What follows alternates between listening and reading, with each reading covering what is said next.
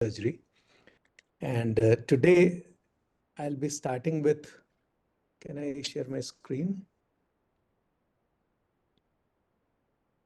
Okay, let me know if you're able to see my screen. Yes, we can.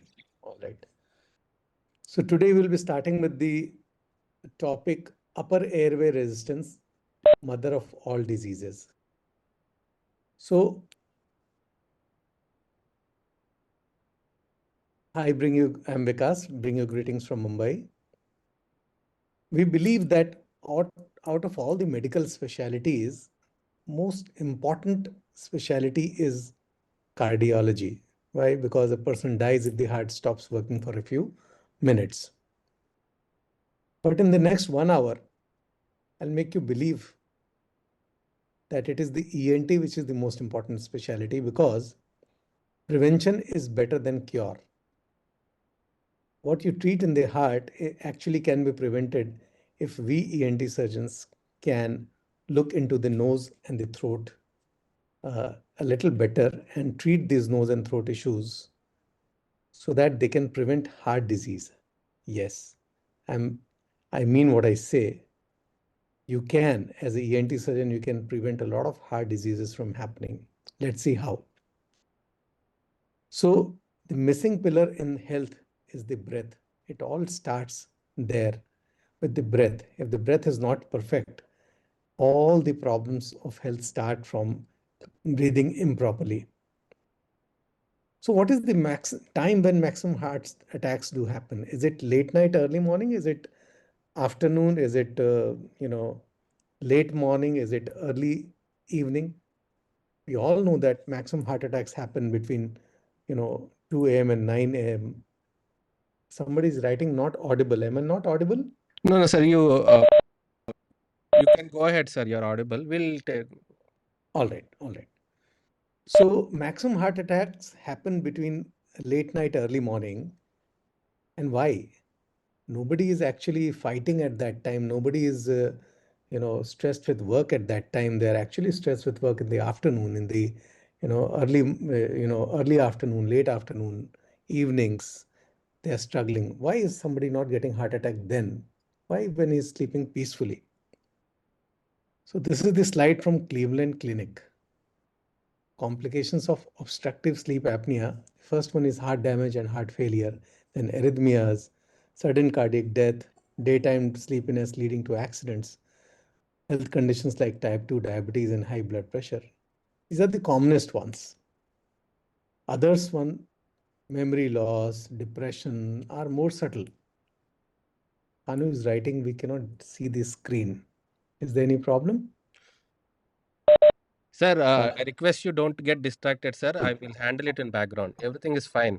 Some Sure, people sure. just have connection issues. We'll handle them. Understand. Understand. Take it. All right. So obstructive sleep apnea leads to a lot of issues. Anxiety, brain fog are the commonest. Depression, they are the commonest, and people do not even realize that this is happening because of sleep apnea. High blood pressure, heart failure, type 2 diabetes, impotence, obesity is a result of sleep apnea, not only a cause of sleep apnea, it's also a result of sleep apnea. So all these things are so very important and well proven now. I do not have to actually show you studies to prove, because there are tons and tons of them proving that OSA is the cause of blood pressure, diabetes, heart attacks, and stroke.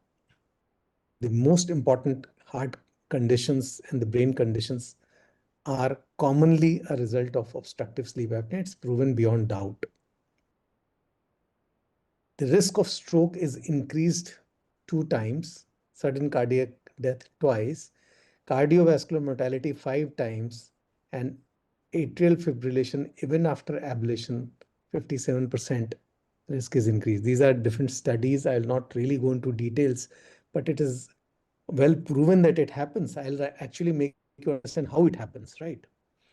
If you go into detail of system wise, neurocognitive, sleepiness, fatigue, depression, attention deficit, occupational accident, motor vehicular accident, cardiovascular cardiac failure, blood pressure, coronary heart disease, atrial fibrillation, nocturnal death, stroke, metabolic diabetic mellitus, diabetes mellitus, sexual dysfunction, obstetric also, preeclampsia, gestational hypertension, low birth weight, hyperbilirubinemia, overall mortality, cardiovascular and non-cardiovascular related, exacerbation of asthma in the lungs, COPD, GI complication, GERD, non-alcoholic fatty liver, and ICU transfer, respiratory complication, blah, blah, blah. Everything happens because of this.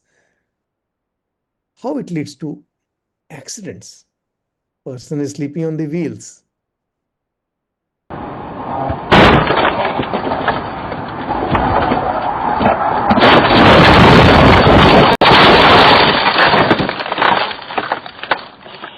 Reaction time increases, and that is the leading cause of vehicular accidents. And our truck drivers, they're all, eating at irregular times. They're eating at dhabas and they're all fat. Now, how big is this problem? This is an estimate by a very, very reputed researcher, Atul Malhotra, and his team. And you can see approximately 1 billion people over the planet are suffering from sleep apnea. And if you see the numbers, 936 million in the age group of 30 to 69, that means productive age group, have mild to severe obstructive sleep apnea, and 425 million 30 to 69 have moderate to severe. And highest seen in China, followed by US, Brazil, and India. So this is the data of the world by a very, very reputed research group, 1 billion people across the world. This is our Indian data. This is by Abhishek Goyal from AIIMS Bhopal. Now see what they have done. It's a study done on 727 people, not patients, people who were healthy from the community, not from the hospital, not walking into the clinics. They were randomly selected from the community in Bhopal, and a level 1 PSG was performed on them. And see what they get. Healthy volunteers, they got an incidence of moderate to severe sleep apnea, not even mild sleep apnea, 32.5%. Moderate to severe. Mild was seen in more than 70%. Moderate to severe sleep apnea was seen in 32.5, one third of the population. What we are even talking about. So this is our own Indian population. One third of the population of this sample is suffering from moderate to severe obstructive sleep apnea. It's a big problem, right? So this is one of the largest study done in the world with level 1 PSG, and ICMR funded study. So it has to be absolutely correct. Every study has its own small issues, but majority. So now we believe that only obesity causes sleep apnea. Yes, obesity definitely causes sleep apnea because there is more oxygen demand. There'll be more air sucked in with more velocity because the person requires more air. And obviously with obesity, there'll be more fat in the neck. So the airway will become small and it will compress the airway further. But मैं 155 kilo का हूँ और रात में मुझे कोई विशेष खर्राटे भी नहीं आते हैं और दिन में भी मैं बिल्कुल नहीं सोता हूँ, सुबह 5:30 बजे उठ जाता हूँ। now this person is 155 kg. You can see he's obese by every standard in the world. And he's a priest. He sleeps at 11. He gets up at 5, 6 hours of sleep and is pretty fresh. He doesn't snore. So if obesity was the only reason of sleep apnea, then why this person would not have sleep apnea? Why this person would not snore? 155 kg and he doesn't snore. I had a problem of sleep apnea for almost 7 to 8 years actually, but I didn't realize that I had this problem because I used to snore in the night, and I did this sleep apnea test the next day, and the results were not very good actually. I got up around 46 times in 1 hour's time, and my breathing stopped for 41 seconds as maximum, which was not really good actually. So now this guy, BMI is only 24, but AHI is 46 and his maximum apnea time was 41 seconds. The problem was only in his nose. He had got a grossly deviated septum. You can actually see it from outside. Grossly deviated septum and a turbinate hypertrophy, that's it. His palate was a little long. We only performed his nose surgery. His AHI came down drastically. Obviously, he's not completely cured, but he became much better. So what I'm saying is that many people are not obese. There are many non-obese, normal-looking people in whose even the sleep study is normal. Even if you perform a sleep study, their sleep study will be normal. Still, they are snoring. They have morning fatigue. They have daytime sleepiness. They have irritability. They have loss of libido and decreased performance. So what are they? They are not case of obstructive sleep apnea. They're not a case of simple snoring as well. They're a case of upper airway resistance syndrome. As the name suggests, upper airway resistance syndrome. So there is resistance in the upper airway. The airway is smaller. Though they are not obese, but the airway is still smaller. That means this problem happens when there is a mismatch in the demand and the supply. If the demand is more, like in that 155-year-old guy, but the supply is also more, if the airway is pretty wide, if his throat is wide, if his nose is wide, if there's no obstruction in the nose and the throat, and his demand is more, he'll still not have sleep apnea. And in the other case, if the supply is less, even in a thin patient, even in a BMI 24, 23 patient, if the supply is less, that means if his airway is narrow, the nose is narrow, there's some obstruction in the nose, or his throat is narrow, tonsils are large, his epiglottis is, collapsing, or something there in the air passage. If the supply is hampered in a person whose demand is less, but the supply is even lesser, he will still have obstructive sleep apnea. So if there's a problem with the demand, if somebody's problem is only a weight issue, then what is the solution? Solution is weight reduction, or by conservative means, or by bariatric surgery. If the airway is normal, but the demand is more, that means if you see no obstruction in the nose, if you see no obstruction in the throat, the palate length is normal, tonsils are not enlarged, lingual tonsils are not there, only the weight is more. And because of that, if the person is having sleep apnea, you can't be operating on the nose or the throat. You have to, make sure that the patient is reducing weight or is going for a bariatric surgery. Now, if the supply is less, if there's a problem with the supply, if the channel of the supply is narrow, then you can perform surgery on that patient, open up that channel more, or you can provide a PAP therapy so that through that narrow channel, the person can still breathe. Now, the supply can be narrowed at the nose level when we call it static obstruction, or in the throat when we can call it a dynamic obstruction. So obviously, PAP will not work when the nose is blocked. The static obstruction, the PAP will not work. Then surgery is the best option. If the throat is blocked, that means if the soft palate is long, if the tongue is collapsing, then you can either do a surgery or you can treat it with the PAP therapy.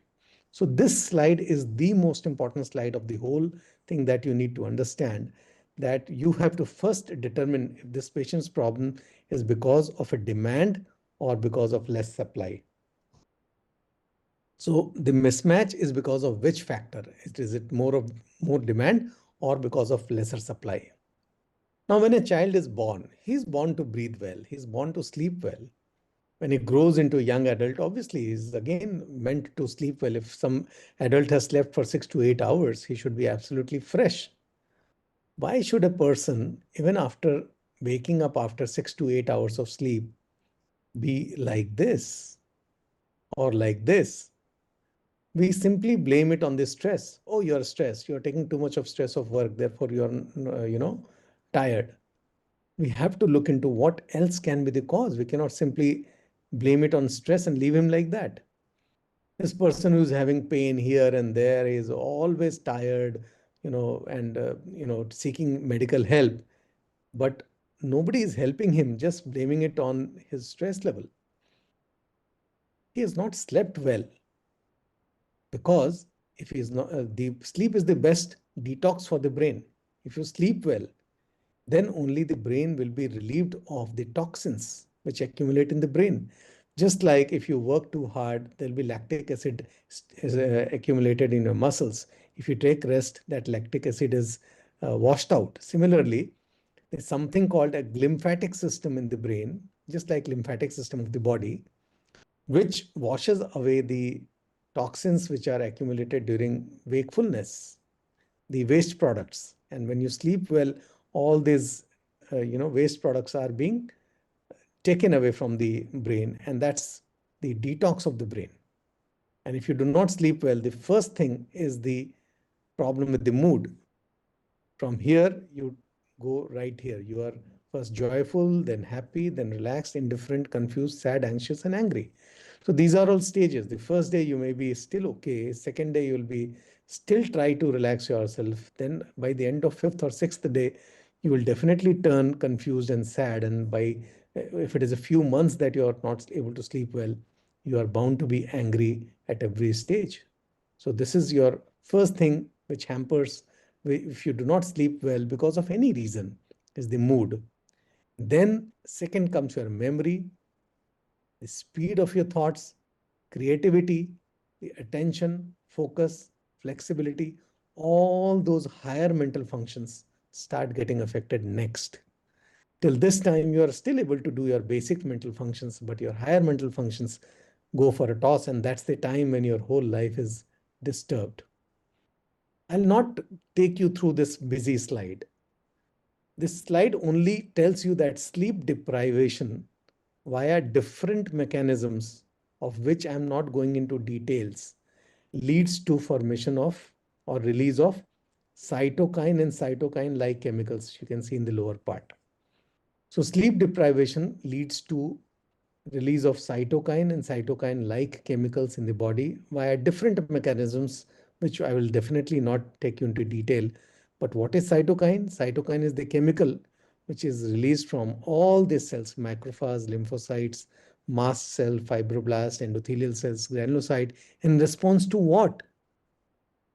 In response to trauma. If somebody gets trauma, what gets released? Cytokines. What it leads to? Inflammation, swelling, redness, pain, warmth.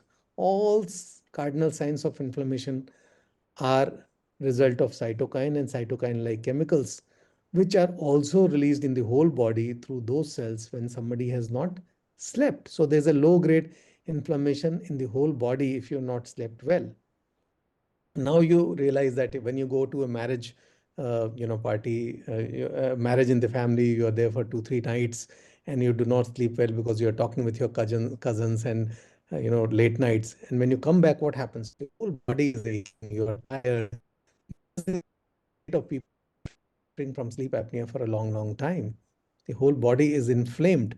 So if somebody is sleeping with the mouth open and snoring, this is a good warning that he's not sleeping peacefully. He's actually sleeping badly. He's not sleeping peacefully. What is happening inside? He's sleeping. His breathing is not normal. His breathing is disturbed. So this is like sleeping like this, driving with the handbrakes on. So if you're trying to sleep with your breathing, which is hampered every second like a handbrake, then what will happen? Your car ultimately will get spoiled because the engine will get spoiled, the brakes will get spoiled. Similarly, your body also gets spoiled if you're unable to breathe well during your sleep. And it all starts in the childhood. We know that adenoid enlargement is so common in childhood. Tonsil enlargement is again so common that people do not even consider it a disease, a problem. Forget about surgery. They do not even treat it. And with special, mention, with all due respect to our pediatric friends, many of them do not even consider it's a problem. Sleeping with the open mouth of a child is not a problem according to them. We need to make them understand that when the tonsil and adenoids are grown beyond a point and the child cannot breathe through his nose, what happens to the soft palate and the hard palate? The hard palate, which is supposed to be like this, gradually turns into a high arch palate because the child has to breathe through his mouth. If the child has to breathe through his mouth, the palate has to go up, his mouth will remain open, and the whole maxillary growth is hampered. It develops into a high arched palate. And when high arched palate develops, now you see in the CT scan, this tongue is not sitting on the palate. So there's a decoupling of the tongue in the hard palate or the soft palate. You can see this bubble of air. This palate is becoming high arched and it's pushing the Septum against what? Against the brain. Septum is there between the brain and the palate. When the palate goes up, the septum is bound to get pushed on one, at least one side, or maybe both the sides in a S-shaped manner. So this leads to a deviated septum. Very, very common problem. Half of the world has got a deviated septum. Why? Because mouth breathing has started in childhood. And when the septum deviates to one side, you can see the turbinate on the left and the right, turbinate on the right. The inferior turbinate hypertrophy is on the roomy side. That further blocks the passage. Now the patient is unable to breathe through his nose completely. And as he grows an adult, he is a complete mouth breather. Nose is not getting utilized. So the deviated septum develops. This is the normal septum, the deviated septum. When the deviated septum develops, the turbinate hypertrophy happens. And now the nose is completely blocked. Once the nose is not used, then the sinuses are not getting ventilated, right? So if the sinuses are not getting ventilated, they get inflamed, because if they're not getting ventilated, the sinus lining gets inflamed, and that leads to sinusitis. So most of the sinusitis is actually because of less use of the nose. Pure type 2 inflammatory reaction, when there's polyposis or a polypoidal formation, tissue formation, is a different disease altogether. It's an autoimmune disease, but immunity related issue. But this is a pure mechanical issue which leads to sinusitis. And we try to perform sinus surgery, which never gives result, because it's the nasal breathing that we have not addressed. If the nose is not breathing, if the mouth breathing has developed and the person is not using the nose, whatever you do to the septum, to the sinuses, it will not recover, right? So it has to start functioning normally. The nasal breathing has to be established. Now the nose is not working. The person is sleeping with the mouth open. What happens? When the person is sleeping with the mouth open, the tongue falls behind. When the tongue falls behind, there's a further blockage of the air passage, leading to now snoring and sleep apnea. This person at this stage is not having obstructive sleep apnea. He's in the early stages. He's around, say, 25, 30, 35. But he gets up with the very bad headache and confused status and sleep not being completed, body ache here and there. You do a sleep study at this stage, it will be normal. There'll be no oxygen desaturation. So obviously his sleep is disturbed, but his airway has not completely collapsed.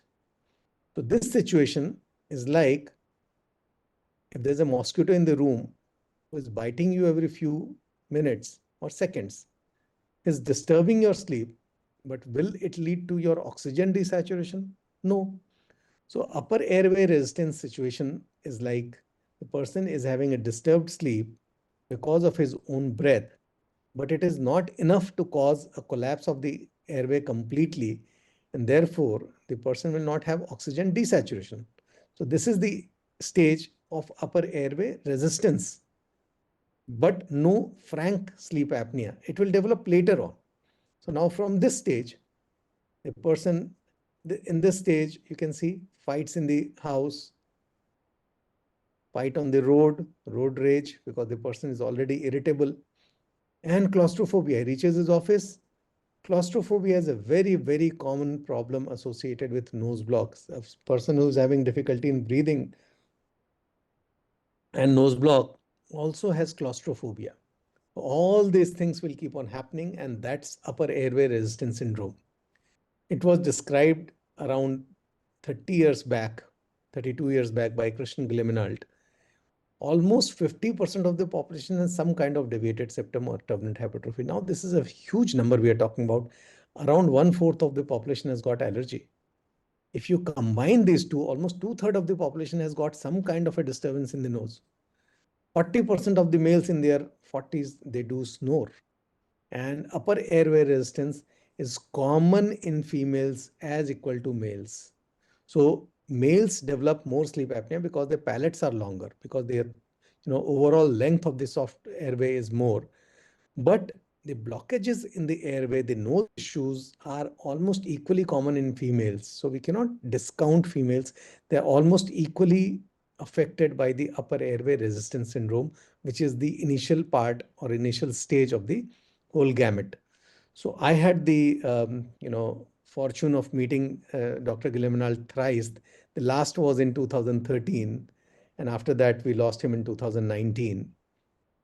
So he described how leptin, ghrelin levels of hormones are altered in sleep deprivation. So what is ghrelin? It is the hunger hormone. When you are hungry, this hormone is secreted more. When you are satisfied, then the leptin is secreted more. I'll not take you into any detail of this biochemical thing. I'll simply explain you in a way that once you are not sleeping well and you are tired, you tend to eat more because you are tired, you want more carbs. So you tend to eat more. And once you eat more, what happens? This food stimulates more insulin to form because you eat more carbs, you make more insulin. Insulin, more insulin resistance. More insulin resistance will lead to diabetes. Insulin will help this energy stored as fat, so you'll become more fatty. Once you are more fatty, you require more oxygen. Then you are feeling more tired, more hungry, you eat more, and this cycle continues. So not breathing well leads to insulin resistance and weight increase just by this mechanism. And as you increase in weight, what will happen? Your airway, which was only vibrating earlier, is now completely collapsed. You start developing obstructive sleep apnea. From snoring, you start developing through upper airway resistance. Now you are having a proper obstructive sleep apnea, right? Then when your airway is blocked, then what will happen? Your oxygen level will drop. Once your oxygen level will drop, then what will happen? Your arteries will start reacting. Once your arteries will start reacting, from normal you will turn to pre-hypertension and then frank hypertension because your artery is now reacting to low oxygen saturation. So now you develop hypertension and all the complications of hypertension. Long hypertension, you are taking one drug, two drug, three drug, nothing is working, and you are having all the problems of hypertension. Now, as we said earlier, your arteries are reacting and your insulin is, pushing your, lipid to get stored, energy to get stored in form of lipid. This lipid is also getting stored in the intima of the cardiac arteries, coronary arteries. So you develop coronary heart disease. So this is all a result. This does not develop like that. Therefore, people who breathe well, who exercise well and breathe well, they do not develop heart disease so easily. So now this whole spectrum, I'll try to make you understand in a simple way that a person, when he's 20-year-old, you hit him, you slap him, he'll slap you back. He will not think twice. This is like simple snoring. A person who's snoring, but he's not stressed, he gets up very fresh in the morning, is a simple snorer. Then when this person is around 40 years of age, when you hit him, he will not hit you back because he'll be scared that it will be lead to a police case. So he will not react. He will not hit you back, but he will react. He will be, thinking about it. He'll go to the police. He'll make some complaints and do this. He'll try to see to it that you do not hit him again. So this is the stage of upper airway resistance syndrome. This person is not falling. If you hit him, he'll not hit you back, but he'll not fall also. That's the stage of upper airway resistance syndrome. When the same person becomes 50, 55, 60, and you hit him, he will fall, but he'll still get up. Because now his energy is lesser, so he'll fall for a while, but he'll still get up. So this is the stage of mild to moderate obstructive sleep apnea. And when the same person is 75, 80, if you hit him, he'll possibly will not be able to get up or it'll take a long, long time to get up. This is the stage of severe obstructive sleep apnea. So this is a spectrum from simple snoring when there's no, tiredness, the person is only snoring, to upper airway resistance syndrome. When the AHI is less than 5, the person is tired and the AHI is less than 5. To mild sleep apnea when the AHI is 5 to 15, moderate when the AHI is 15 to 30, and severe when the AHI is more than 30. So this is the whole spectrum. And the last one is obesity hypoventilation, when even in the awake stage, the person is retaining CO2. That's the obesity hypoventilation stage. that is one of the last stage, or you call it Pickwickian syndrome, like that. So this is the spectrum. Now, you have to decide. Your car is in a state of fall on a, on an incline. Will you hold it now? Will you control it now? Or will you let it speed up and you'll try to control it here? Obviously, the best is to control it here when the person is having simple snoring, upper airway resistance syndrome, mild obstructive sleep apnea, moderate obstructive sleep apnea, and not when he is already having a very, very severe obstructive sleep apnea. Unfortunately, people come for treatment when they are having severe obstructive sleep apnea. Now, if you look at the recommendations, surgery is recommended for upper airway resistance syndrome and mild and moderate obstructive sleep apnea. CPAP is recommended for severe obstructive sleep apnea as the first choice because now it is little late. However, if the person does not tolerate CPAP, then you have to make him CPAP compliant, and therefore you can still think about surgery. But the best test to do surgery is this. And this is what my take home for today is that people come to your clinics. People go to doctors with problems of nose. They go to the doctors, they complain of nose block, they complain of recurrent URTI, but we do not understand that nose block is such a big problem because the nose is blocked, the person is bound to sleep with the mouth open. When the mouth is closed, mandible goes down. When the person is sleeping, actually the mandible goes behind. It will take the hyoid back with itself. In this situation, the hyoid goes down, behind and down. And where is the base of the tongue attached? It's attached on the hyoid bone. So when the hyoid goes behind, the base of the tongue also goes behind. And this is like a domino. Nose block, everything will collapse. The tongue will also go behind and further block the airway. Now this is a dice. See, with the mouth closed, the person is able to breathe. With the mouth closed, Only with mouth closed, with mouth open, everything collapses. With mouth closed, it opens up. So this is what is very, very important to understand, that majority of the people, the airway is completely collapsed when the mouth is wide open, and it opens up when the mouth is closed. So we have to do something to the nose. Now, worldwide, the commonest problem with people go to doctors, adults as well as kids, is sardi, khansi, nose block. Everybody goes to 60 to 70% of the patients in the clinics go for sardi, khansi, and nose block. And what doctors do? Prescribe antibiotics, prescribe allergy tablets, right? Thinking it's flu. How many times can one get flu? Every 15 days? Nobody should be getting flu every 15 days if the immunity is normal. So for acute stage, this treatment is okay. If somebody is having fever, is having headache and full everything, it's fine. But what about frequent? If the person is having frequent cough and cold and still they are being prescribed antibiotics and anti-allergics, and then they go to their ENT doctors. But honestly speaking, even most of us, even I used to do the same around 20 years back when I joined ENT 25 years back. This is what even I used to do in 99, 2000.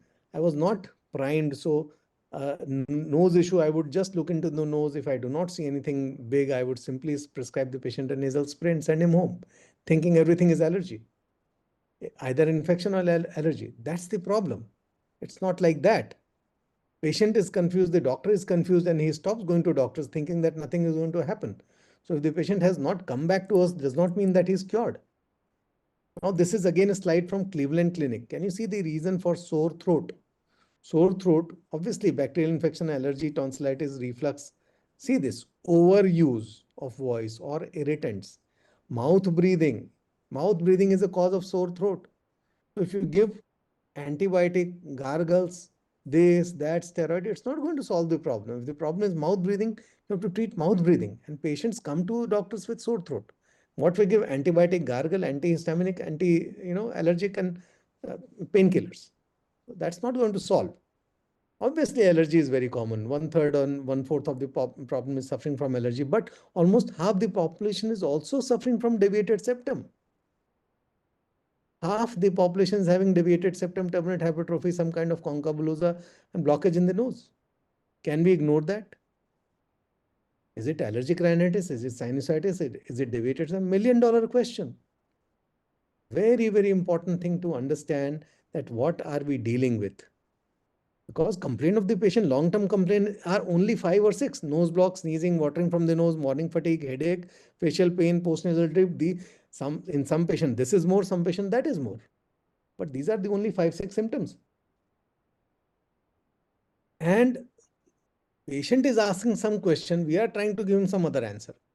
Patient is asking whether my symptom will be taken care of, how long will I require medicine, will it require a surgery, will I be cured? If not, then which problem will be cured? Will I require still some medicine, which will I require revision surgery? We don't answer all these questions. And what we do, we try to just explain the patient that, okay, we'll try this, we'll try that, because we do not even know the probable outcome of our treatment before advising. We all are actually, trying some fluke with the nasal symptom because we do not want to give more than 2 or 3 minutes to that patient. We simply want to write something and send it off. I'm very sorry, but this is a very common occurrence. So this is not the right thing to do. We need to predict the outcome. If we are advising a surgery, if we are advising a long-term medical treatment, what we do a CT scan. After trying maximum medical therapy, we do a CT scan, and then what we look at? We look at the enteroethmoidal artery, whether it is hanging or not. See, anatomical variations and dangerous area are a second stage. The aim of the CT scan first is to understand what we are dealing with. Is it a structural problem or allergic problem? Will the patient get result or not? And that is the first aim. And traditionally, we are doing the CT scan as a last resort. Okay, we tried everything. Now, if medicines have not worked, we'll do the surgery, whether it works or whether it does not work. We can't help. We are doing it as a last resort. So we are only making ourselves safe by looking at the anatomical variations. Now, that's not the correct approach. The aim of the CT scan in long-standing disease should be to differentiate structural problem versus allergic problem versus combined problem. Now, if there is an obstruction on the road, then the road can be cleared. So to differentiate between a type 2 eosinophil mediated allergic inflammation, which involves the ethmoids, versus a structural problem versus a simple IgE mediated allergy where the ethmoids are normal. So structure versus allergy, IgE or type 2 mediated immunity, allergic inflammation, and a combined problem. This should be the aim of the CT scan. And when it should be ordered. If the patient is having a problem of nose block and this and that for last 5 to 7 years, if he has come to an acute stage, that means everything will be wet. All his ethmoids will be full. You cannot do a CT scan at that stage. Neither you can do a CT scan at this stage when the patient is already treated with the steroids because everything will be dry. So we should do a CT scan in a stage when it is neither all wet or neither all dry.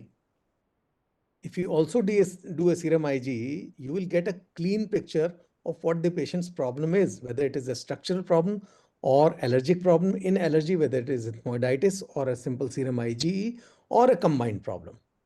So here comes the role of the in-clinic CT scan. 1/10 radiation, 6 by 6 feet space. It has changed my life completely because my way of looking at patients, giving them some treatment at the stage 1. Now I do the CT scan first. If the patient has come in a chronic stage, I'll first do the CT scan and then decide on what is the problem. Now I can very well see ethmoiditis, which I could not see with the endoscope. I can very well see the thickness of the inferior turbinate, whether it is bone, whether it is soft tissue. I can see the pattern of the sinuses. I can see the thickness of the posterior part of the inferior turbinate. I can see adenoids. I don't have to push a scope in somebody's nose. So a CBCT, in-clinic CT, is a very, very good tool to assess your airway right from the anterior most point to the posterior most point, and you can actually see this is the adenoid in an adult. As you come forward, you can see the sphenoid is absolutely clear. You can see the ethmoids are absolutely clear.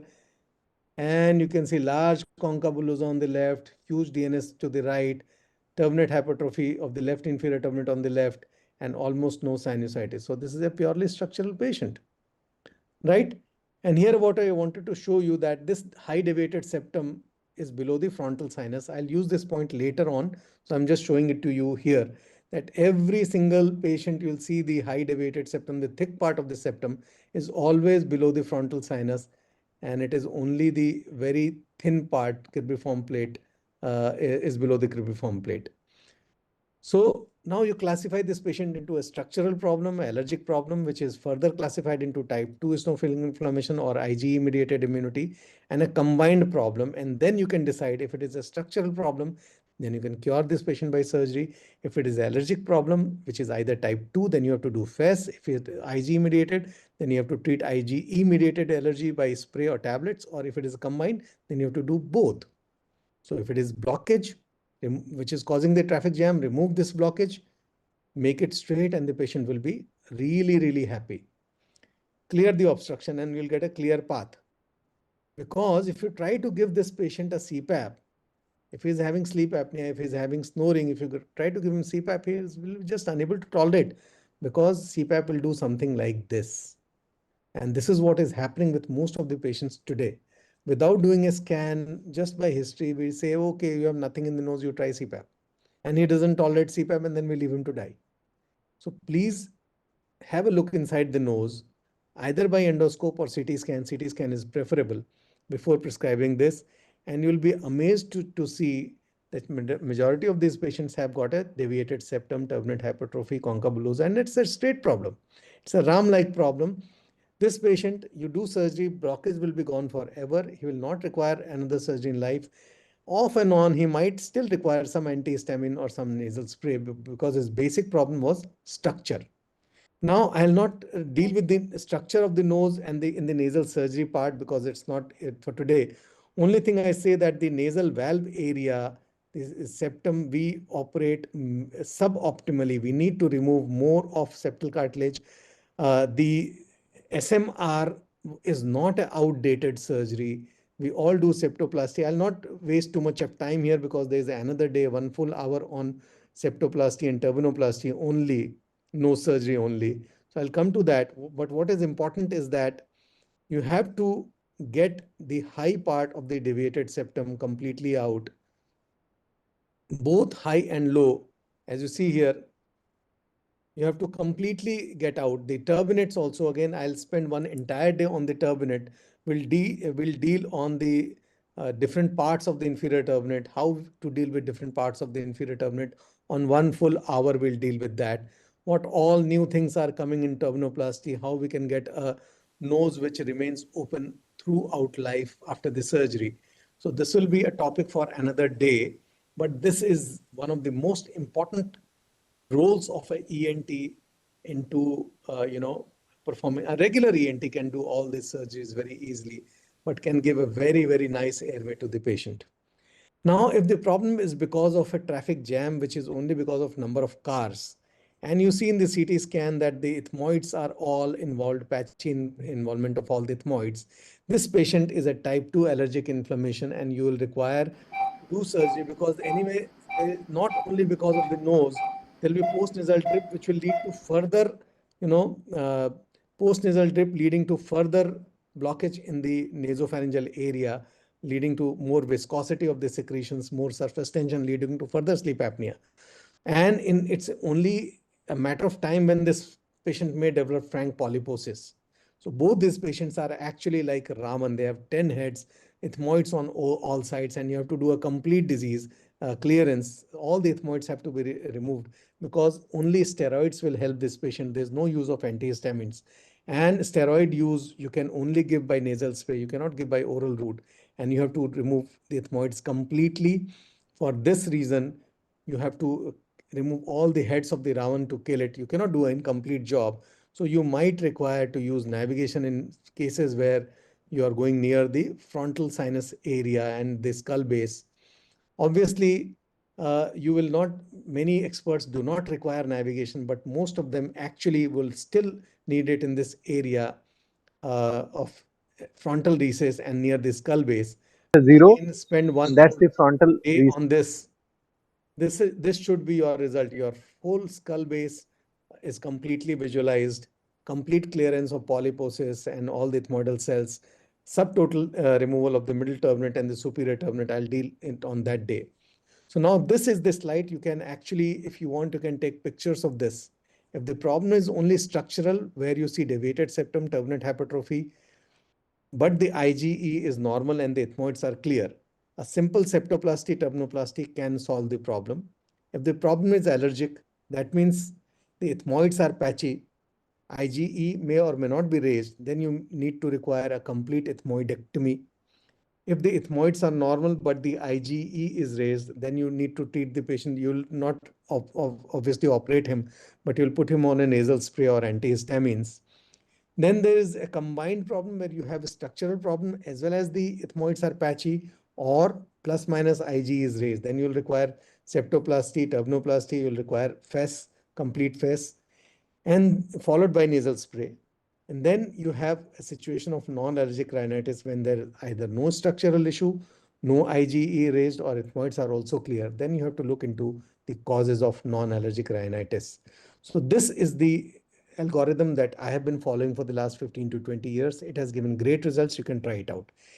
The adenoids, if at all you do surgery, again, I'll devote a complete day on the boundaries of adenoid surgery, because adenoid surgery is a very, very important aspect of every ENT's repertoire.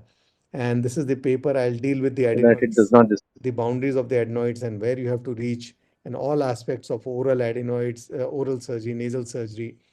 What is important is that if you clean up the nose, nose is like static removal. Suppose if some old lady has come to you with wax and you try to do the audiogram, it will be faulty, right? Because the audiogram will show more deafness than what is actually there. And if you try to give her a hearing aid, it will be even more faulty because the hearing aid will still not work. So you have to remove wax. So once you remove wax, then the 30 decibel deafness will be relaxed by just wax removal. So therefore, simply removing the obstruction in the nose is like static obstruction being removed, nose and the nasopharynx, will improve the CPAP compliance at least. And if the CPAP, you have to use the CPAP, then you have to work on the dynamic obstruction. Dynamic obstruction is where in the soft palate, base tongue and the epiglottis. This is the dynamic obstruction. The nose was the static obstruction. In the nose, there are 5 muscles: levator palati, tensor palati. I'll go devote a full day onto the palatal anatomy, palatal physiology, and the anatomy, how it works. But you see, when the air is flowing through a narrow tube, like pharynx, what it is governed by few laws of physics, Poiseuille's law and Bernoulli's phenomenon. So what is Poiseuille's law? Poiseuille's law states that when the fluid passes through a narrow channel, the velocity of the fluid is increased. That is Poiseuille's law. And Bernoulli phenomenon states that when the velocity of the fluid is increased, there is a sucking or negative pressure, on this side walls. That is Bernoulli's phenomenon. I'm just muting my phone. So in our airway, the only part which can collapse is the pharynx, right? Because the trachea is not collapsible and the nose is not collapsible. Only the pharynx is collapsible. The pharynx is a collapsible tube which is in this position when the person is actually lying down and sleeping. So it's more prone to collapse. And it's not a perfectly circular tube. It's actually an elliptical tube. The AP diameter is less than the lateral diameter generally. So it's even more prone to collapse. Now, this is the tube I'm talking about. This is how it collapses. Now, when you are snoring, the tube is collapsing and opening, and when it is completely collapsing, it is the sleep apnea. So the balance of forces, the collapsing pressure minus the standing pressure, will decide whether the tube will collapse or not collapse. So unfortunately, the descending forces are very weak and they are very less in number. One is the tracheal tug. Because of the trachea, the palate is, the whole pharynx is pulled taut. And that is the reason many sleep apneics or the children with adenoids will sleep with the neck extended. They try to pull their pharynx taut by keeping the trachea tight. The other is the dilator muscle tone. Therefore, when the person is awake, the muscle tone is maintained. The person goes into type 2 sleep or the stage 2 sleep, the muscle tone is reduced. And in REM, the muscle tone is completely reduced. So this sleep apnea is most severe in REM sleep. Collapsing forces are very strong and too many in number: abnormal anatomy, mechanical forces, gravity, Bernoulli, surface adhesion, etc. So our pharynx is anyway prone to collapse. Now, this is what I said. Once it is collapsing, but collapsing incompletely, then it is snoring. Now, what is the difference between snoring and sleep apnea? When it is completely collapses. So how does it completely collapse? And when it completely collapses, what happens? So I will not again take you to Starling register model, which is the physical basis, physics of this. I will explain to you it in a very easy way that when a person tries to suck fluid with a very poor quality tube. If you try to take naril pani with a very poor quality tube and you suck hard, the tube collapses. And when you suck harder, it does not open. That is Starling register. That if you suck harder, instead of opening, it closes more. That is obstructive sleep apnea. So when the demand is more because of the obesity and the lung is trying to pull the air down, the pharynx closes and the diaphragm pulls it more, diaphragm and the lungs, but the pharynx does not open, it closes further. It will not open by itself, and that is sleep apnea. And then what you have to do, you have to push some air from the other side. So when this tube blocks, what you do, you just push some air and the tube opens. So that is what is the Starling register model. That once it is blocked by this, if you push some, it is not opening up. In spite of the diaphragm working, it's not opening up. And that is obstructive sleep apnea. But if you push a little air from the top, it will open up. And that is the principle of CPAP. So CPAP is not a bad device. It's a good device. But problem is that if the nose is blocked, many people cannot tolerate. Almost 2/3 of the people do not use CPAP in spite of buying it. So we cannot just put CPAP and forget about it. So people who are not able to use CPAP, we have to treat them. See how CPAP works. Now, this is the sleep apnea. The pharynx is completely closed. Now, as you switch on the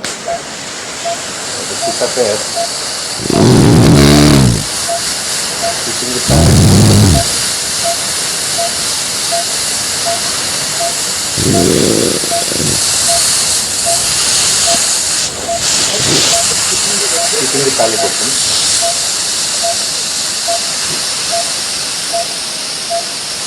Switch off the CPAP. As you switch off the CPAP, again, person is into apnea. This is how actually the CPAP works, right? But it will only work on the soft palate and it only gives a control. It will not give you a cure. So obviously we want to cure this patient. We cannot, give it to every patient and the patients who do not tolerate. So if the tonsils are large, again, I'll devote a whole day on the tonsils. If the tonsils are large, you will perform tonsillectomy. You'll do intracapsular tonsillectomy. I'll again not waste too much time on that today because there's again a whole day is dedicated to only tonsil surgery. All the aspects of tonsil surgery, extracapsular, intracapsular, painless, bloodless, how it works, how it does not work. The full day will be spent on tonsillectomy. So learning from our masters, Guilleminult, and now this CPAP, Kulin Suleiman, he was the person who invented CPAP. So last year we met him in Australia, our International Sleep Surgical Society conference in Australia, January 2024. We met him and we learned how he developed CPAP and what all difficulties, how he collaborated and what all difficulties he faced during development of the CPAP, how things were developed. And we were also doing the same thing. 2010, I was experimenting this, trying to figure out what is happening. This is the apnea with the. So then, during drug-induced sleep endoscopy, using BIS monitoring to do the correct staging and all, and developing models how actually sleep apnea happens. These were the models, different types of sleep endoscopy we used to perform. And then we, on 1,000 sleep endoscopy, research, we found out what are the movements which happen in the soft palate, how it goes behind, how it causes obstructive sleep apnea and snoring, what are the structures, how they meet.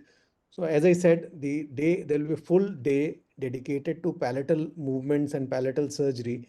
Well, we'll be explaining all this in detail. What is the role of tonsillectomy, how the tonsil enlarges and causes sleep apnea. So we'll discuss everything on that day. right? And different muscles. So obviously this is going to be continued because my time is over now. 1 hour is over and we want to keep another 25-30 minutes for question and answers. So this is the first of the talks, and the rest of the topics, as Sriharsha has already said, the second will be on DICE, when and how, choosing the correct procedure, no surgery for obstructive sleep apnea and upper airway resistance, all about tonsillectomy, all about adenoidectomy, palate surgery for snoring and sleep apnea, which will also include the palate mechanisms, base tongue surgery, one on epiglottic surgery, one on skeletal surgery, assessment of result and managing our own failures, and the last one on PAP and the other methods of rehabilitation. So these all topics will cover in the forthcoming issues. And before I stop, I invite you all next year, 20th to 20th, 22nd of February 2026 to Bombay, where we are hosting the first International Sleep Surgical Society conference of our country, first time in our country, and one of the first in the Asian countries. And this is a very, very important meeting. You'll get more than 100 to 150 international faculty. The whole world important people from in this field will come. So please do register and join yourself in our International Sleep Surgical Society meeting in Bombay next year. And with this, I stop my presentation and I hand it over to Sriharsha and you all for any questions that you might have. Thank Sir, you. thank you, sir. So I will read out few questions which were posted in the chat section, sir. Yeah. Dr. R. Kumar, he is asking, is it necessary to do level 1 sleep study in all cases? I think you'll be talking about this topic. Yeah, the detail I will be talking in one full talk, that which study to do and which not study to do. But shortly, it's not necessary to do sleep study level 1 in all cases. What is level 1? When you measure the brain waves. What is level 3? When you only do the cardiorespiratory monitoring.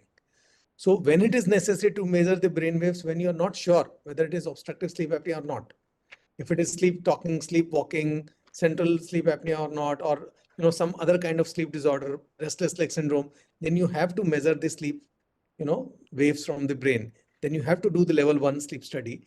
And if the patient is complicated, if the patient is having diabetes, blood pressure, heart disease, then you need to know accurately what is happening. You cannot be approximate. In level 3 is a approximate study. It gives all the parameters of the cardiopulmonary parameters, but not the brain parameters.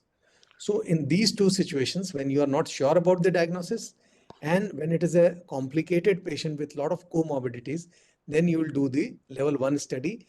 Rest of the cases, you can go away with screening level 3 study, which is good enough for an approximate assessment of the patient. Okay, next question by Dr. Sailesh.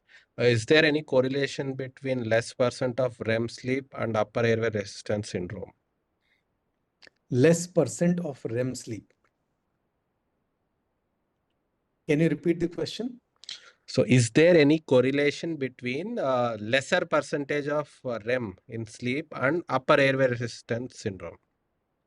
So see, basically when the person has got an upper airway resistance syndrome, sleep goes through stage 1, stage 2, stage 3, stage 4 REM, and again stage 1, stage 2, stage 3, stage 4, or it can be stage REM followed by stage 2, stage 3, then again REM, like that. So it is a gradual progression of sleep. If the patient is not getting enough sleep to go into stage 2, stage 3, stage 4, he will never reach REM sleep most of the time. So upper airway resistance syndrome will definitely have a lesser REM sleep. So his refreshment will not happen, because refreshment happens during stage 3, stage 4 and REM sleep. So that will not happen. This REM is the sleep of the muscle relaxation, complete muscle relaxation. So it will never happen. So there is definite correlation of lesser REM sleep and upper airway resistance syndrome. So second question, can we say upper airway resistance is secondary to sinonasal diseases in most of the patient? Yes, 100%. though it is also because of tonsil enlargement, lingual tonsil enlargement, retrognathia, sometimes epiglottic problem, but nose is the commonest. So majority of the patients have upper airway resistance simply because of the nose. And that was my whole focus today, that nose surgery is what every intervention is doing. If you only understand this problem and help the patient open up his nose, he'll be grateful to you for his life. And you will be saving a lot of persons and patients going into frank sleep apnea. Okay. So third question, is there any role of sleep hygiene and or myofunctional therapy in upper airway resistance? 100%. See, as I said, you have to diagnose what is the problem. If the problem is a structural issue, only sleep hygiene cannot help. But if there's no structural issue and the patient is not sleeping well, he's not, sleep hygiene, his lights are on, he has taken a coffee before sleep, he's not getting enough, soundproof room, there are a lot of sounds coming, or there are mosquitoes in the room. So obviously sleep hygiene is very, very important. But if there's a problem with the deviated septum, how sleep hygiene will help? So we have to act on both. So Dr. Shreya is asking, when do you advise adenoidectomy in adults? Always. When not. If an adult has got adenoids, obviously, I'm not saying that if there are 5% or 10% adenoids in the roof of the nose, that's normal. But anybody having 25% onwards, 25, 30%, 50% of adenoids, the nasopharynx is the smallest area of the airway and surrounded by bony walls on three sides. There's only one, the anterior and the inferior walls are the only open. And the moment it goes and blocks the posterior choana, that cross-sectional area is the minimum. So the maximum impact of blockage is on the posterior choana. So you have to clear up the posterior choana completely and adenoidectomy. And then adenoid also give postnasal drip, which leads to, the whole nasopharynx is blocked because of that.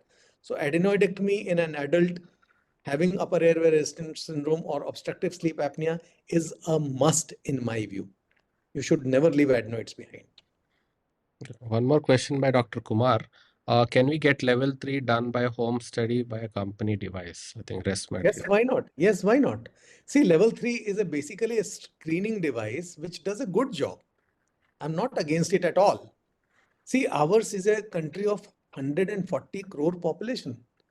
And we all need, how many sleep labs can we create? It's impossible.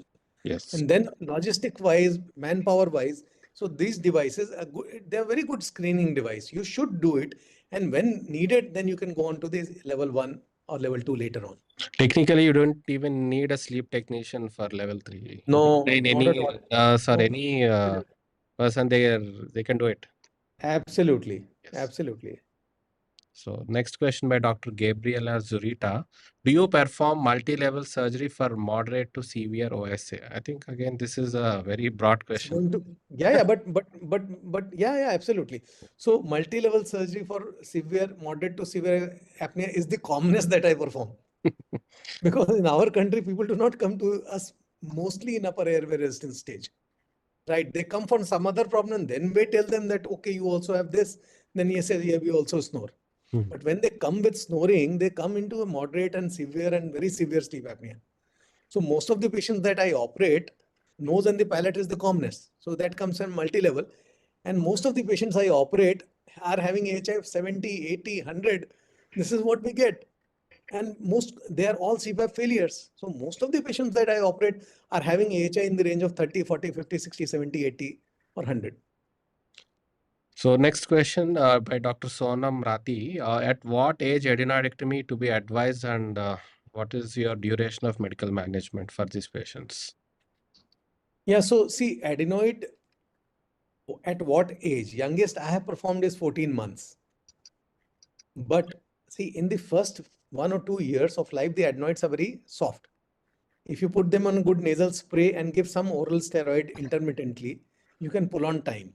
So my criteria is that I would not jump on to do a surgery unless the child is having grade 3, grade 4 adenoids, first of all, grade 1, grade 2. Also, I'll be a little wary about operating. I'll put them on a nasal spray and watch.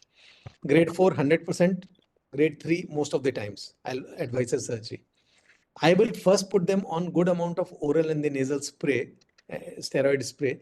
If I can pull on time till the child is 10 kg weight, when it is good to get anesthesia, I'm happiest. But if the child is not responding, 3 months to 6 months, at the most I would wait. If the child is not responding, I will straight away do the adenoidectomy, because the anesthetists are great people. They do give very nice and safe anesthesia, and surgery has no complications, practically no complications. The small adenoids, they don't even bleed. Kids' adenoids are the easiest to treat. You treat them from the roots, they will never grow, they will not give you any trouble. And believe me, I would have done close to 1,000 plus adenoidectomies till now. Adenoidectomy is the most satisfying surgery you can do in ENT. One of the most satisfying. So another question again by Dr. Shailesh. So is upper airway resistance common in pediatric age group? Extremely common. Extremely common. Tonsil adenoids are rampant, and some our population kids have some kind of retrognathia. Mouth breathing is never taken as a problem by the parents. They all believe that okay, mouth breathing is okay, normal. Having recurrent cold is normal. Let him breathe through his mouth. How does it matter? Sleep. The urination during sleep is okay. Kids do. Nocturnal aneurysm is also not a problem. So it's very, very common, and you have to treat it in childhood. That's what my message is, that treat upper airway resistance in childhood. You will protect many patients from going into frank sleep apnea. So do you follow any specific criteria to diagnose upper airway resistance? We do not do a pediatric sleep study. It's very difficult. The study will most of the time come normal. There will no apneas as such. Even one apnea in a child is abnormal.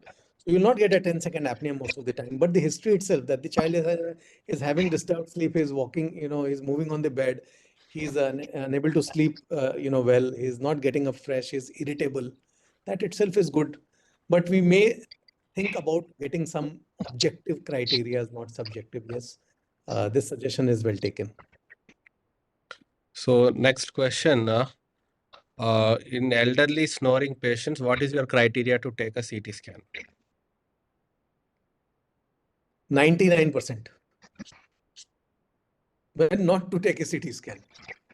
So if I see that the septum is absolutely straight, the terminates are not hypertrophied at all, I can see through the, just a scope or my headlight, I can see through the nasopharynx, and there's no history of any cold, no history of any sinus disease, then maybe I'll not do a CT scan. Otherwise, I'll do a CVCT. Anyway, I do a CVCT to measure the length of the soft palate, to see the retroglossal space, everything. So I would do a CVCT anyways, nose and the throat. But for people, if you have absolutely no confusion that there's nothing in the nose, no complaints, you can see through everything very clear, then you may not do a CT scan. Otherwise, always do a CT scan, incomplete CT scan. Even till here, you should be seeing at the sagittal pictures as well. Dr. Danya is asking, if a patient has high DNS and severe allergic rhinitis, do we need to address the septum? 100%. Tell me, if you have not addressed the high deviated septum, how the nasal spray will reach that side, right? The spray will not reach on that side if there is a high deviated septum. You have to deal with the high deviated septum for sure. Even if you want to give this patient, spray, and his airway is compromised, therefore his allergy is more. So it's not, it's not allergy only. Allergy is further compromised because of the airway, shape. If there is high deviated septum, the whole airway is not functioning properly. A streamline flow is not there, it's turbulent. Therefore, more allergens are depositing into the nose. So definitely you should correct the high deviated septum. So Dr. Kumar has one more question. So he is asking, snoring patients, usually they don't get convinced for surgery when we diagnose. So how do you deal them? Yeah, so see, first of all, Dr. Kumar, are you convinced on operating a patient? So my question, what used to happen with me earlier also, I used to advise a surgery. See, forget about snoring surgery, even a septoplasty. If I am convinced that yes, this patient will get a lifelong result, then only my voice and my eyes will tell that to the patient to get convinced. If I myself am not convinced, okay, I'll try my best, we'll see what happens. You may or may not get result. I'll try to correct it. So if you yourself are not sure, your patient can never get convinced. And you don't try to convince your patient. You try to convince yourself. Do you understand where is the problem? Are you sure of tackling it? My belief is that if I am convinced, I will say that, okay, I am convinced that you will get result. Now you go home, think about it. I need not convince you. You try everything else, come back.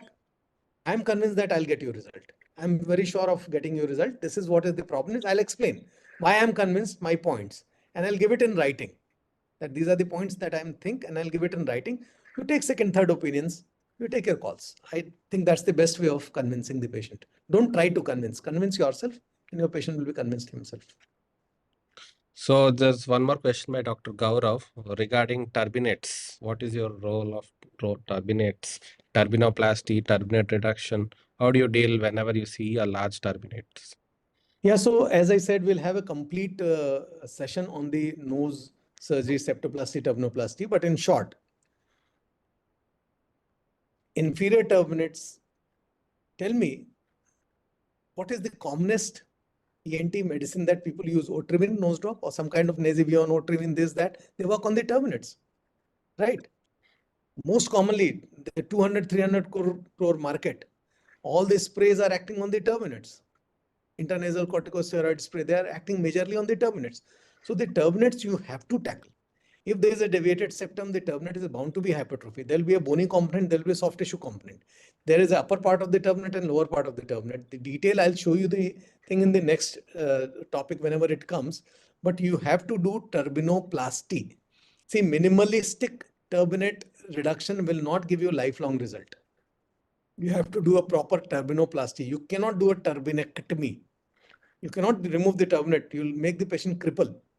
You have to do turbinoplasty. So 60 to 70% of the turbinate medial mucosa is preserved. 30 to 40% of the medial mucosa and the whole of lateral mucosa and the inferior mucosa, along with that part of the bone, is removed if the turbinate is hypertrophied in my practice. I use sonopet for the bone and coblation for the soft tissue, coblation debrider, whatever. So we'll deal with it in detail. So Dr. Dinesh's question is, what is the role of septoplasty in pediatric patients when you operate on adenoids? Very much, very much. If the septum is crooked sufficiently to cause airway obstruction, I correct it. Youngest I have done is a 4-year-old kid around 19 years back. Now the child is already an engineer. Nothing happens. So you have to understand that you have to do obviously minimal surgery in a small kid. The nose is growing. But anyway, you cannot wait for the nose shape. You cannot operate not for altering the nose shape. The whole face will change. Will become like this. Later on, the patient will not require a rhinoplasty, he'll require a maxillomandibular advancement. So it's criminal not to operate on pediatric septoplasty and let him have a disfigured face. See, 2-3 millimeter of nose, suppose if the nose does not grow well, I'll do a rhinoplasty, I'll send him to my rhinoplasty friend, when the child turns 19-20. But let him breathe well. That is how strongly I feel about it. And I do the same thing. 6 year, 7 year, 8 year, whatever part of the septum needs to be corrected. Obviously, I will not resect the whole septum in a small kid. Why should I? But I'll correct it to make sure that it does not obstruct. So Dr. Bini is asking, after nasal septum surgery, also if person has tiredness and is using CPAP sometimes, what else is the next line of management? Yeah, so we need to see if he's snoring and is tired, then obviously his palate could be long, his tonsils could be large, he could have lingual tonsils, he could have an epiglottic collapse. There could be other causes relating to the upper airway resistance itself. And then the patient could be a case of not upper airway resistance syndrome as such, but there could be, he could have problem with his sleep, like disturbed sleep because of some people have short, what you call, uh, they get up very easily. With a little sound also they'll get up. So in those cases, we give them sedative pills in a very small doses, right, to improve their threshold for sleep, to increase their threshold. Regarding patients on antidepressants and antipsychotics, which causes tongue relaxation, so Yeah. how do you manage these patients? Very, very difficult. I remember a patient, operating on a patient. I did a great surgery, nose and palate, wonderful surgery.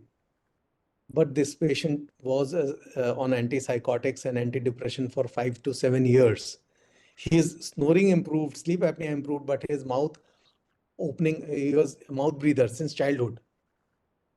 He still kept on mouth breathing, his tongue still kept on falling, and he could not come out of his antipsychotics. And he was 28 years of age, and he finally died because of sleep apnea, in spite of doing everything.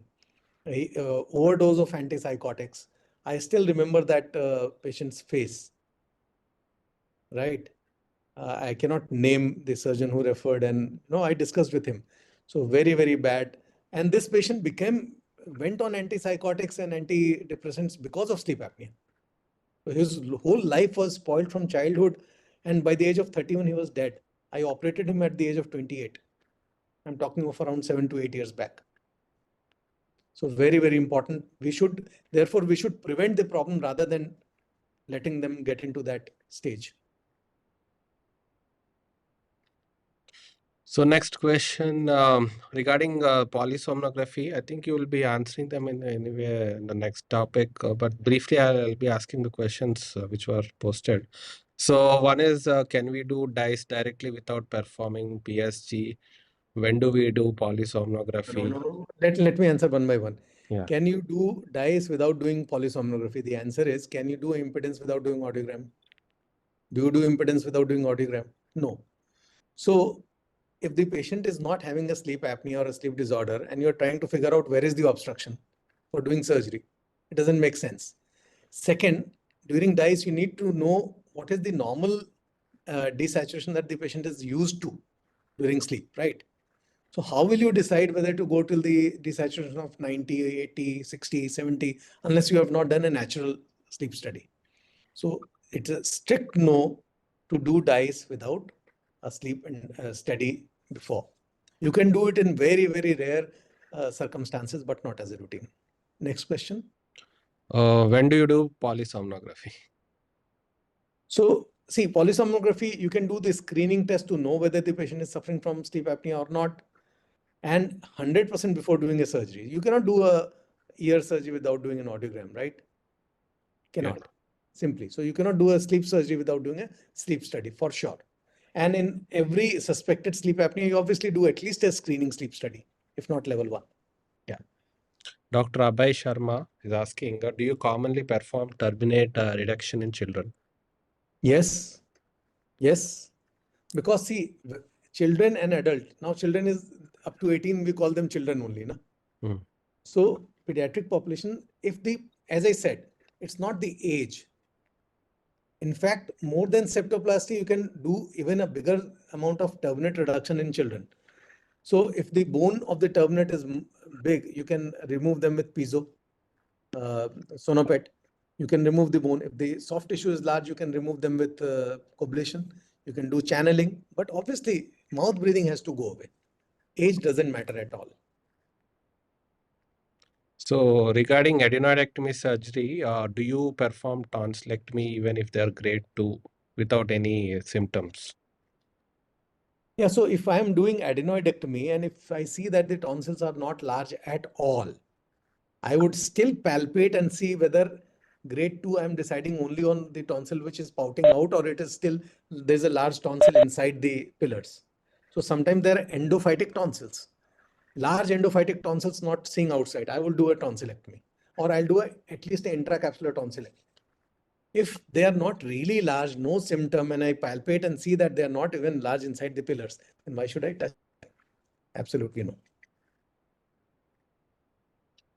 So then just a follow-up question for the previous. Why was the regarding one patient you were quoting who died at 30 years, why was he given antipsychotics for snoring in childhood?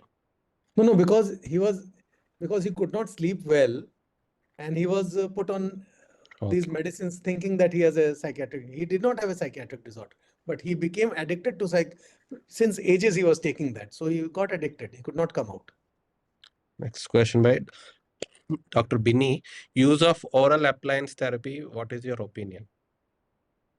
It's very important if the person is having mild to moderate sleep apnea, and there's no obvious nasal block, and if the tongue base is collapsing, the palate is not long. Obviously, you're not going to do a maxillomandibular advancement. You're not going to do a tongue base reduction or something. Then you try oral appliance, and it works pretty well. But it depends on whether the patient can tolerate or not, because you can only, of the maximal, advancement, you can only go 50%. If you go do more, you'll have a TMJ problem. So it's not very, acceptable to everybody. But a properly made oral appliance can do wonders, What about especially for nasal splints? We sleep. see a lot of people sharing these Amazon links, nasal splints. Yeah, so suppose if somebody has a nasal valve issue, Mm, you put a splint, the matter will be solved. mm, But it has to be only that. mm. Rest of the things, how it cannot. So Again, everything is used in a particular situation. Dr. Gabriela is asking, what are your thoughts on maxillary expansion before septoplasty in kids and adults? Yeah, so maxillary expansion is a very good tool, which actually, opens up the airway. The whole base is increased. As I said, that if the high palate arch develops, then the septum goes haywire. If you put it back like this, septum will not, uh, you know. Unfortunately, in our country, it's not very commonly done. It's now getting started. So it's a very, very good tool when you do non-surgical maxillary expansion only in early childhood. Nothing like it. Perfect. When the child is already grown, then you have to do sarpe, marpe, and then open it up. If you see that the space is not that bad, and if the septoplasty is a much simpler surgery, right? And with tubnoplasty, if the problem is less, you can do septoplasty, tubnoplasty. If the maxilla is really narrow, then septoplasty, tubnoplasty is not going to work. Then you have to do maxillary expansion, dome or marpe, sarpe, whatever. So one commonly situation is after tonsillectomy and adenoidectomy, kids do still continue mouth breathing. Yeah, So, because one of the reasons is the habit.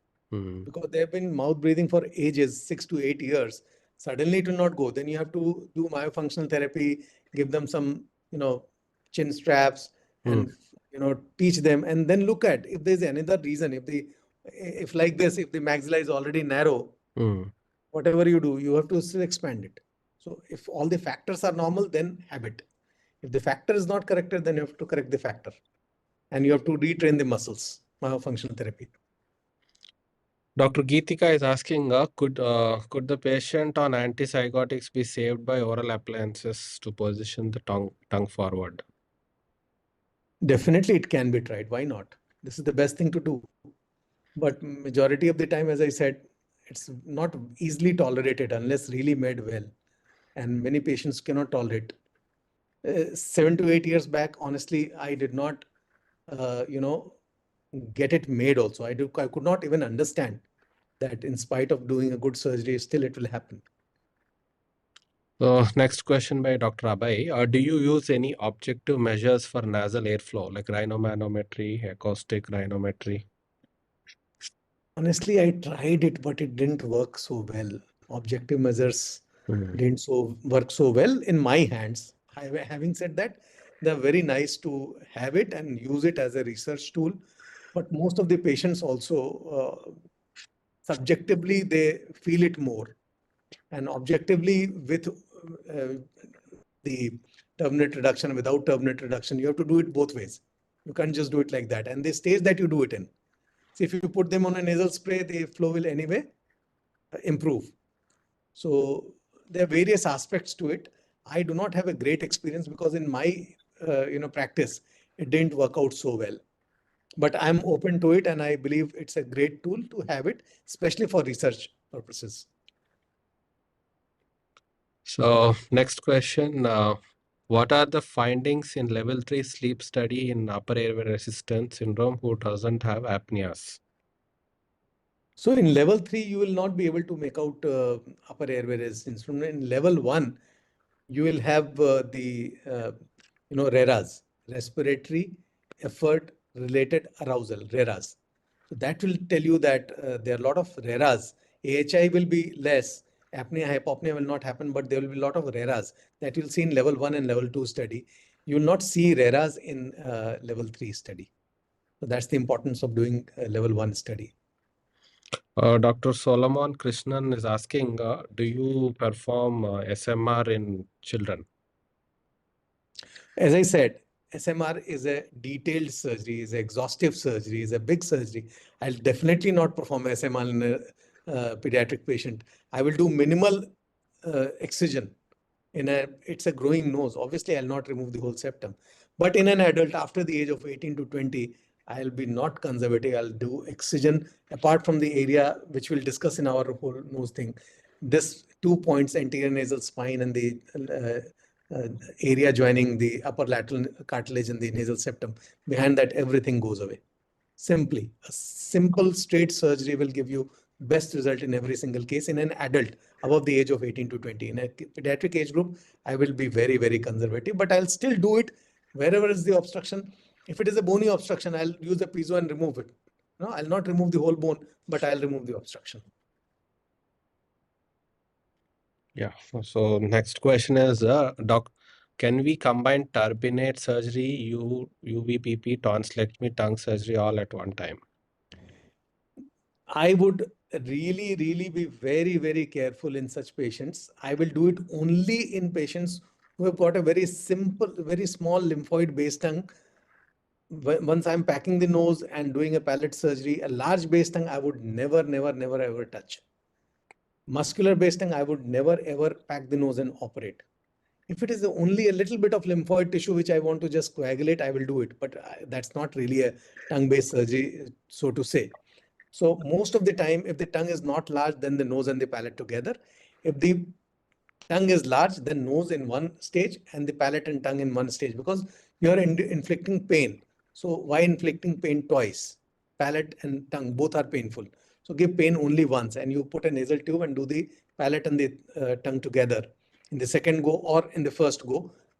In the same sitting, you do not block the nose because you want the patient to come out easily of anesthesia. If you block the nose, he'll have difficult time coming out of the anesthesia.